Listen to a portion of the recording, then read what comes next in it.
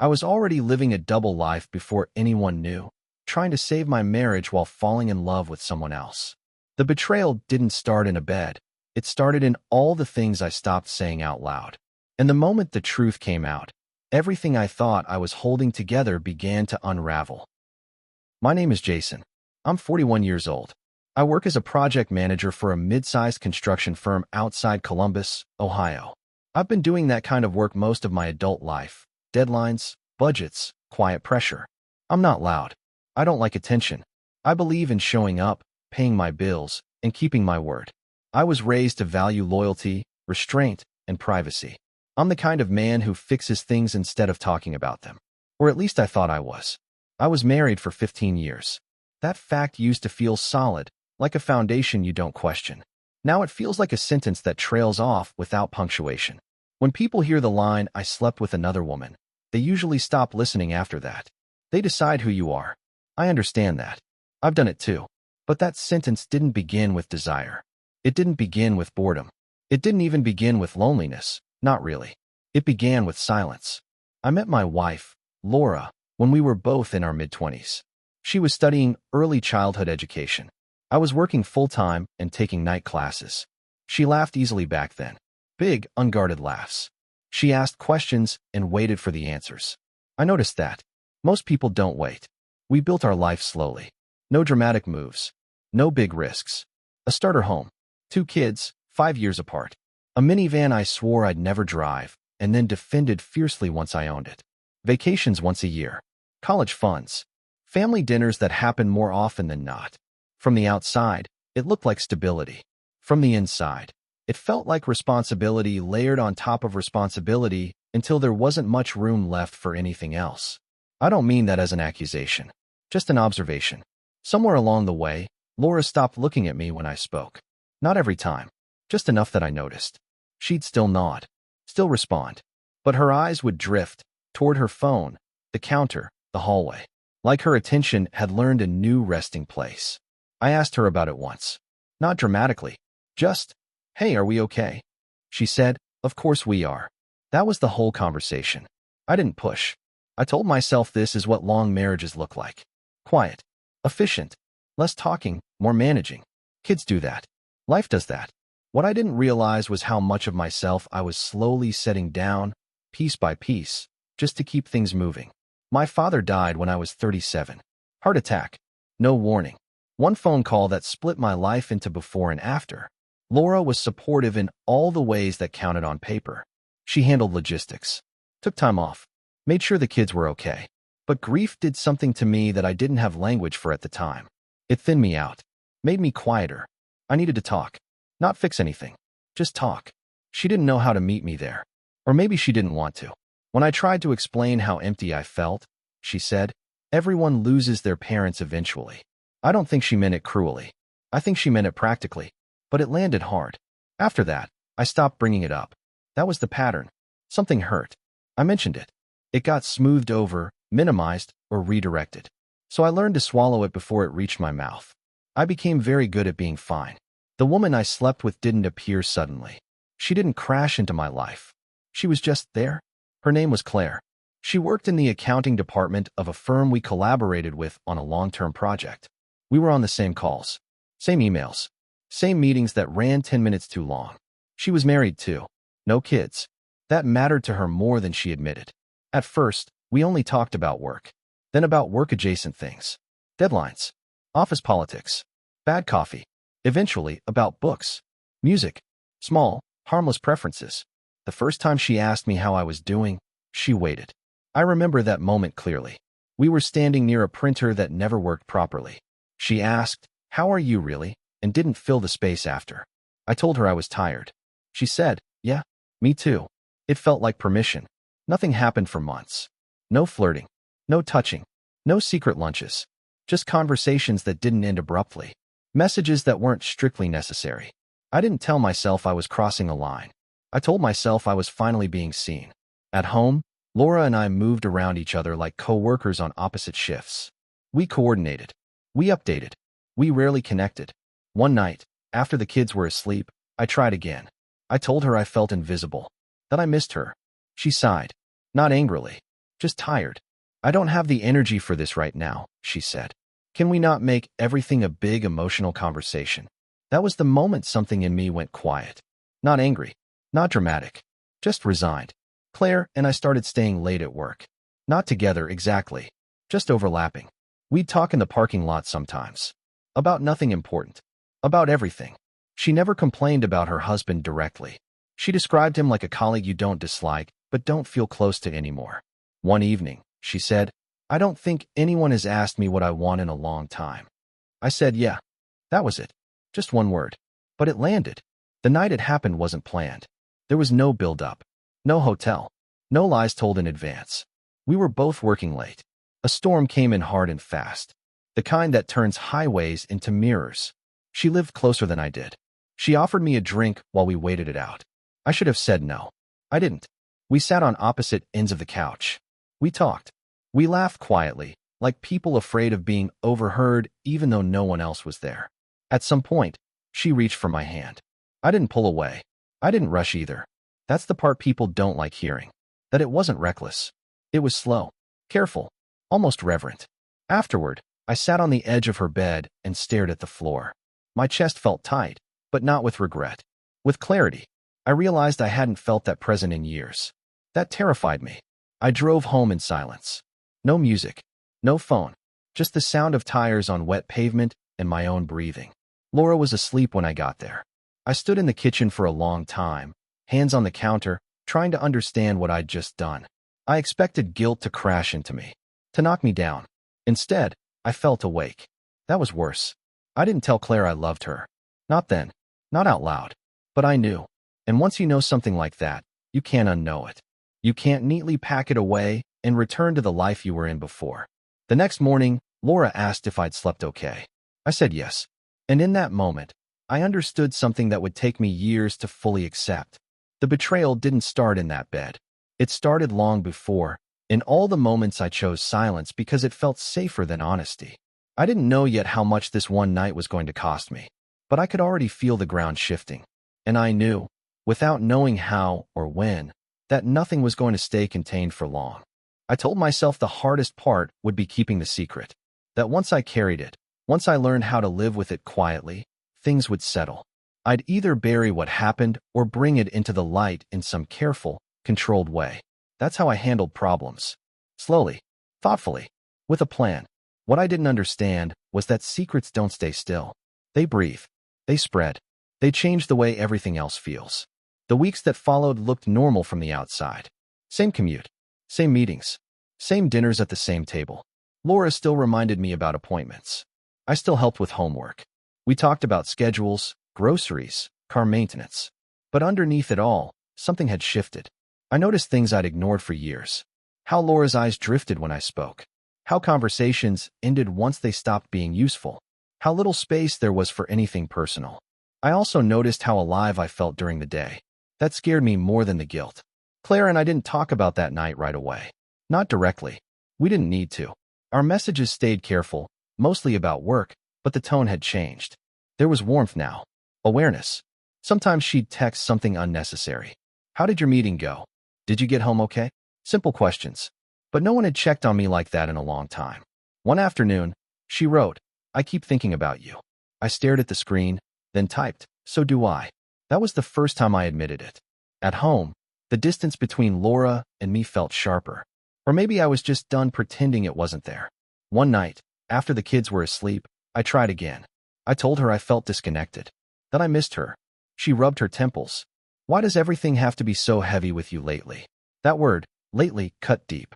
Like this was just a phase she could wait out. I'm not trying to fight, I said. I just want to feel like we're still us. She looked at me, really looked at me. For a moment, I thought she might open up. Instead, she said, I don't know what you expect from me. I didn't have an answer that fit into words. So I nodded, and we went to bed unresolved. Again, Claire and I met again 2 weeks later. This time, it wasn't accidental. We both knew what we were doing.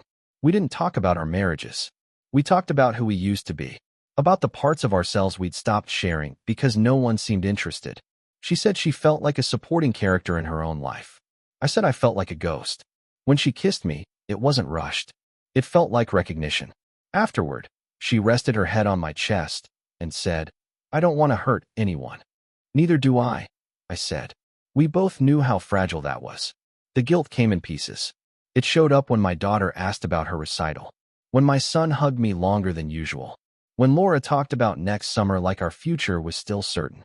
At night, I lay awake, feeling split in two. One night, Laura reached for my hand in bed. I flinched. She noticed. "What's wrong with you?" "Nothing," I said too fast. She pulled her hand back and turned away. That moment stayed with me. I started pulling away at home without meaning to. Every interaction felt dishonest. Claire noticed. "You're quieter," she said one afternoon. "I'm tired," I told her. She didn't push, but the question stayed between us. The first real crack came quietly. Laura's sister stayed with us one weekend. Late one night, I heard my name from the living room. "He's just different," Laura said. "Different how?" her sister asked. "Distracted. Like he's somewhere else." There was a pause. "You think there's someone else?" I stopped breathing. "No," Laura said quickly. "He wouldn't do that." Her certainty felt worse than suspicion. The next morning, Laura watched me more closely. "Work stressful. Anyone new on your team?" I answered calmly. Carefully. The ease between us was gone. That's when I realized secrets don't stay contained. They change the air. People feel them even when they don't know why. Claire told me her husband had noticed something too. "He says I seem happier," she said. "Isn't that twisted?" I had no answer. We didn't look cruel. That was the problem. We looked like two people who had been starving. But starvation doesn't excuse theft. The night everything shifted, there was no fight. We were cleaning up after dinner. The kids were in their rooms. "Are you happy?" Laura asked. "Of course," I said automatically. She turned. "Don't answer like that." I froze. "I don't know," I finally said. She set the plate down. "That's not an answer. It's the only honest one I have." She studied my face. "Did I do something wrong?" "No," I said quickly. "This isn't about blame." "Then what is it about?" I couldn't say her name. I couldn't say the truth. So I said nothing. Laura nodded slowly. "Okay, we'll talk later." We both knew later wouldn't come easily. That night, I didn't sleep. I listened to Laura breathe and felt the weight of everything pressing in. And I realized something that scared me more than anything else. I wasn't just afraid of hurting my family. I was afraid of losing Claire. The next morning, before I reached work, my phone buzzed. "Can we talk tonight?" Really talk. My stomach tightened. Because I knew that conversation wouldn't make anything simpler. It would force a choice. And deep down, I already knew which way I was leaning. The talk didn't happen that night. Claire and I sat across from each other in her living room, hands wrapped around mugs that had gone cold. The words were there. I could feel them pressing against my ribs. But neither of us reached for them right away. "I don't want to rush you," she said finally. "I just can't keep pretending this is nothing." "I know," I said. That was the problem. I knew. She asked me what I wanted. Not aggressively. Not as an ultimatum. Just a question placed gently between us, like something fragile. I didn't answer. Because the truth was, I wanted two incompatible things at the same time. I wanted the life I'd built. And I wanted the way I felt when I was with her. We sat in that tension for a long time. When I left, nothing was resolved. But something had shifted. There was expectation now. Wait. At home, Laura felt it too. She didn't say it outright, but she started making small changes. Cooking meals I used to like. Asking how my day was, then waiting for the answer. Suggesting we watch something together instead of separately. It was subtle, almost careful, and it broke my heart. Because I could see she was trying. And I didn't know how to meet her there honestly anymore. One night, after the kids were asleep, she brought up counseling. "Maybe we just need help communicating," she said. "It doesn't have to mean anything bad." I agreed too quickly. The first session was polite. Safe. We talked about stress, parenting, work-life balance. The therapist nodded a lot. Laura spoke in calm, reasonable sentences. I did too. No one mentioned the silence. The second session went deeper. Laura said she felt lonely even when we were in the same room. That she missed being important to me. I stared at the carpet while she spoke. When it was my turn, I said I felt disconnected. That I didn't know how to reach her anymore. The therapist asked if there was anyone else. I said no. The lie sat heavy in my mouth. Claire asked how therapy was going. I told her the truth without telling her the truth. "It's helping us talk," I said. She nodded, but her eyes dimmed slightly. "Are you trying to fix things?" "Yes," I said. She didn't ask the question she wanted to ask, and I didn't offer the answer. We were both doing that now, leaving space where honesty should have been. The pressure built slowly. Laura became more attentive, more present. She reached for me more often, tried to reconnect physically, emotionally. Each attempt made the knot in my chest tighter. I started working later, taking longer routes home, finding reasons to be unavailable. One evening, Laura said, "It feels like you're halfway out the door." I denied it, but she was right. The breaking point didn't come with shouting. It came on a Sunday afternoon. We were sitting at the kitchen table, bills spread out between us. Normal things, mundane things, the life we'd built. Laura looked at me and said, "If there's something you're not telling me, I need to know now." Her voice didn't shake. Mine did. "There is," I said. The silence that followed was thick and absolute. She didn't interrupt. She didn't accuse. She just waited. "I met someone," I said quietly. The words felt unreal once they were out. Laura stared at me like she was trying to understand a language she'd never learned. "How long?" she asked. "A few months." "Did you sleep with her?" "Yes." She closed her eyes, took one slow breath. "Do you love her?" That was the question I'd been avoiding. "Yes," I said. Laura stood up slowly, like she needed the support of her legs before trusting her voice. "Get out," she said. Not loud, not dramatic, just final. I packed a bag in silence while she sat on the couch, staring straight ahead. The kids were at a friend's house. I was grateful for that. At the door, I stopped. "I never meant to hurt you," I said. She didn't look at me. "I know," she said. "That doesn't help." I moved into a short-term rental that night. Claire came over the next evening. She didn't celebrate. She didn't smile. She held my face in her hands and said, "I'm so sorry." So was I? But the relief was there too. And that made everything more complicated. Laura didn't cry in front of me again. She became efficient, focused, cold in a way that scared me more than anger ever could. She told the kids carefully, with restraint, with dignity. They looked at me differently after that. Not with hatred, with confusion. That hurt more. Word spread quietly. Friends stopped calling. Some reached out awkwardly. Others disappeared. I didn't defend myself. I didn't explain. I didn't justify. I accepted the role I'd earned. But late at night, lying alone, I asked myself a question I couldn't answer yet. Had I ruined my life? Or had I finally stopped lying about it? The divorce process began. Paperwork, meetings, decisions that felt transactional and cruel. Claire and I were together openly now. But the weight didn't lift the way I'd imagined. Instead, something else settled in. The understanding that choosing love doesn't erase consequences. And that the hardest part wasn't losing my marriage. It was realizing how much damage honesty could do when it arrived too late. As I signed the first set of divorce papers, my hands shaking slightly, I understood something with painful clarity. This wasn't the end of the story. It was the point of no return. Life didn't explode the way I thought it would. It didn't collapse in a single dramatic moment. It thinned out instead, became quieter, smaller, like someone had turned the volume down and removed half the furniture. The first few weeks after I moved out felt unreal, temporary, like I was staying somewhere between decisions. The rental smelled like cleaning solution and unfamiliar fabric. I slept on one side of the bed by habit, then caught myself and moved to the middle. Claire stayed over sometimes. We tried to be gentle with each other. No declarations, no big promises, just presence. But even when she was there, the space felt unfinished. Laura and I spoke only when necessary. Texts about the kids, schedules, logistics, everything stripped of tone. She didn't ask me how I was doing. I didn't ask her either. The kids were the hardest part. They didn't yell. They didn't cry much. They adjusted in the way kids do when they sense there's no room for protest. My daughter became quieter, more careful, like she was afraid to ask the wrong question.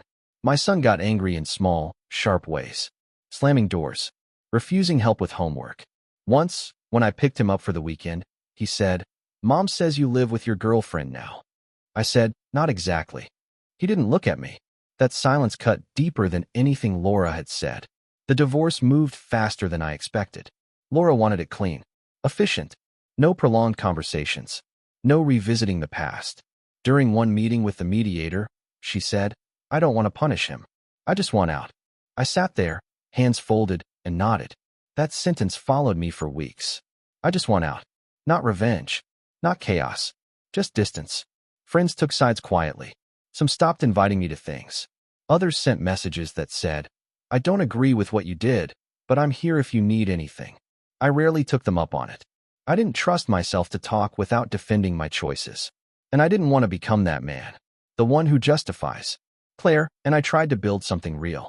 We cooked together, took walks, talked about books again, about music, about the small details that had drawn us together in the first place. But there was a difference now. Before, we'd existed in a protected bubble. Stolen moments. Soft lighting. No consequences in the room. Now, reality sat with us. My phone buzzed constantly with messages about custody schedules, school events, paperwork. Her husband, ex-husband, eventually, still had boxes in her garage. Still texted occasionally. Still existed as a presence we had to acknowledge. One night, she said, I thought once everything was out in the open, it would feel easier. Me too, I said. It didn't. It felt heavier. The first real fight we had wasn't about jealousy or trust. It was about time. She wanted me to come away for a weekend. Just us. No phones. No interruptions. I told her I couldn't. It was my weekend with the kids.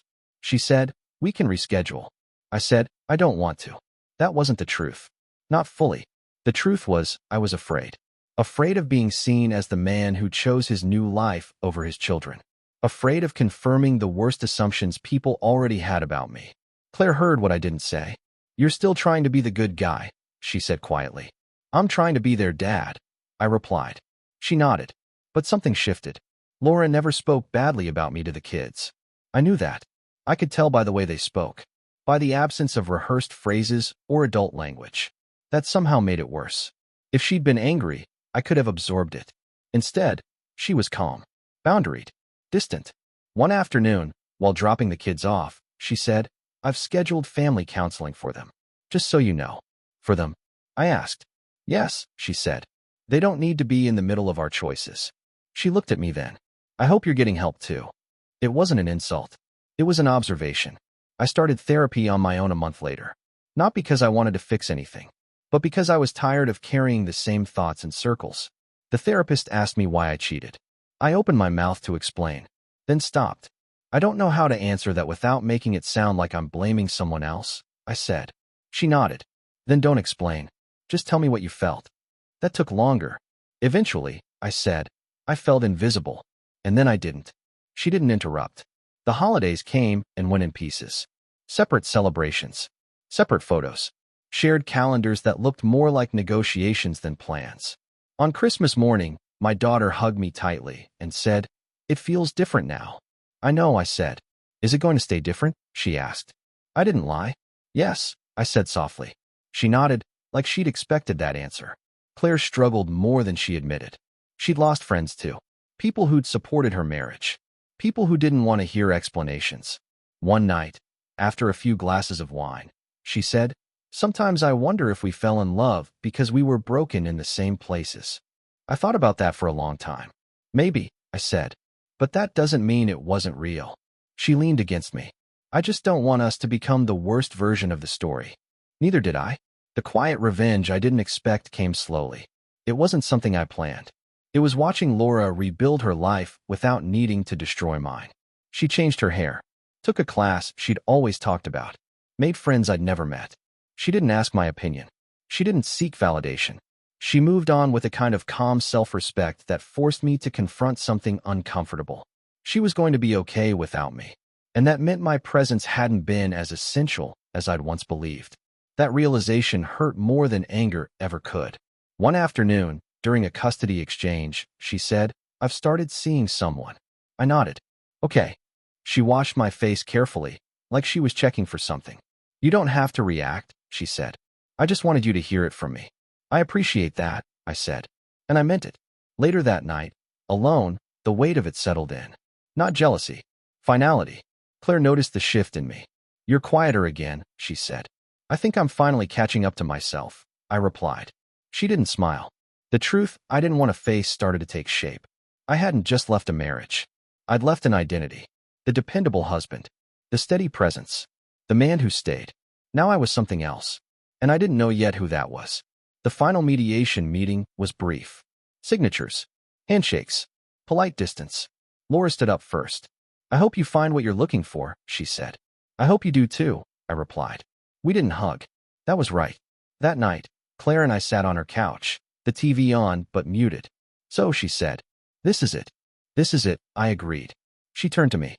"Are you sure about us?" I hesitated. Not because I didn't care, but because I finally understood the cost of certainty. "I'm sure I want to be honest," I said. "Even if that means admitting I don't have all the answers yet." She nodded slowly.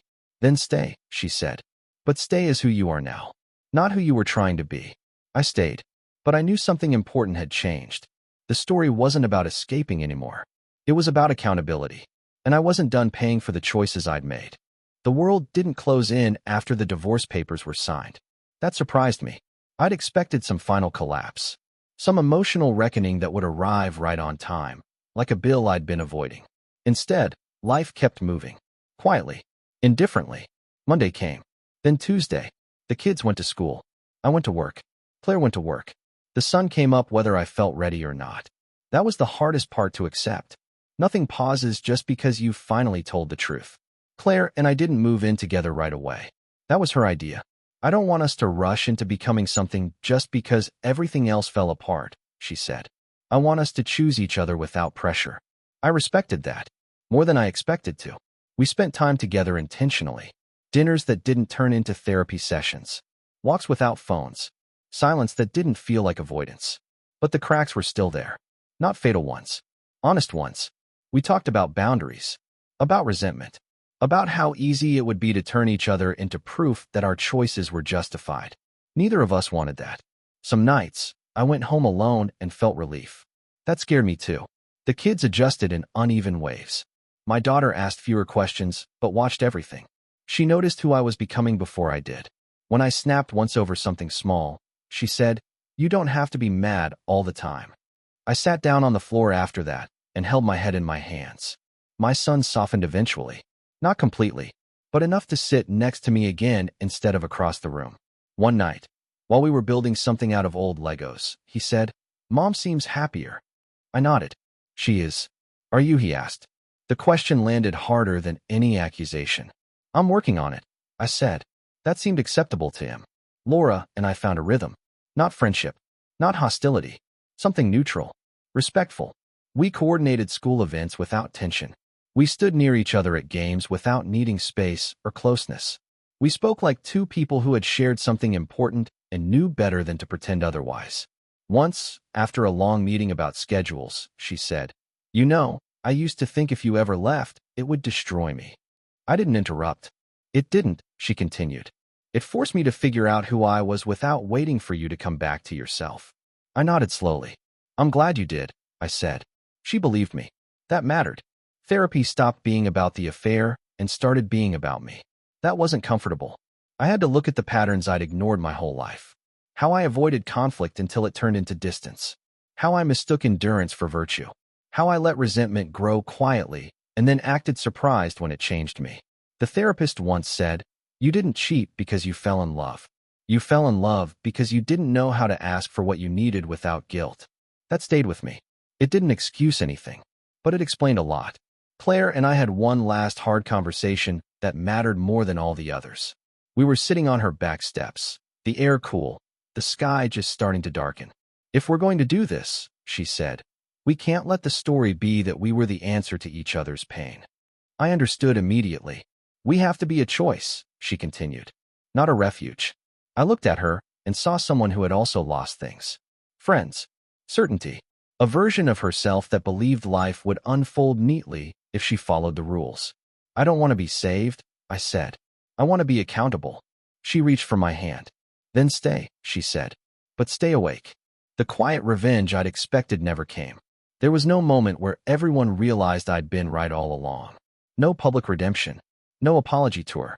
What came instead was something smaller. My life became honest. Not easy. Not lighter. Just honest. I stopped pretending I was the man who never failed. I stopped performing stability. I stopped asking silence to do the work communication should have done years ago. People didn't clap for that, but they trusted me more. So did I. One evening, months later, Laura and I stood side by side at our daughter's school event. She leaned over and said, "You seem different." "I am," I said. "In a good way," she added. I didn't take that as forgiveness. I took it as closure.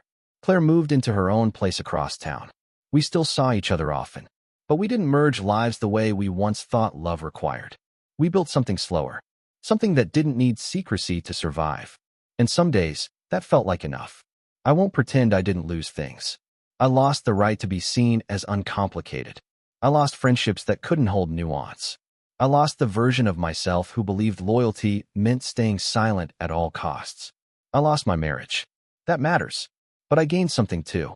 I gained the ability to sit with discomfort without running, to speak before resentment hardens, to accept that love without honesty is just endurance wearing a mask.